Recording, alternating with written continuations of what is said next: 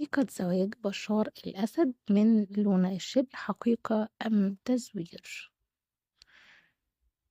انتشرت على مواقع التواصل الاجتماعي الأربعاء ما قيل إنها وثيقة تثبت زواج الرئيس السوري السابق بشار الأسد من مستشارته لونا الشبل، وما إن انتشرت الوثيقة حتى تم تداولها بشكل كبير إلا أن التدقيق فيها يثبت عدم صحتها، حيث قال متابعون إن وثائق الزواج في سوريا لا تتضمن في خاناتها مذهب المتعاقدين والشهود، وما يؤكد زيف الوثيقة أسماء الشهود، حيث ورد اسم المسؤول السابق عمار ساعاتي كأحد الشهود، علما أن ساعاتي كان زوج لونا الشبل حتى وفاتها قبل أشهر من سقوط النظام السوري.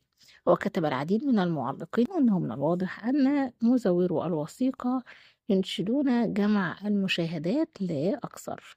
وأعلنت سوريا في يوليو الماضي وفاة الشبل إثر تعرضها لحادث سير في العاصمة دمشق. طيب، من هي لونا الشبل؟ هي إعلامية من محافظة السويداء جنوبي سوريا، من مواليد 1975، حاصلة على ماجستير في الصحافة والإعلام. أصدر الرئيس السوري بشار الأسد قرار بتسميتها مستشارة خاصة في رئاسة الجمهورية عام 2020. تزوجت من الإعلامي اللبناني سامي كليب، وبعد انفصالها تزوجت من رئيس الاتحاد الوطني لطلبة سوريا وعضو مجلس الشعب عمار ساعاتي. بكده يكون خلص الخبر ده النهارده، أتمنى إن حضراتكم تكونوا استفدتوا منه. لو الخبر ده عجبكم ووصلكم قبل أي حد تاني ما تنسونيش بلايك على الفيديو واشتركوا في القناة وفعلوا زر الجرس عشان يوصلكم إشعار بكل ما هو جديد.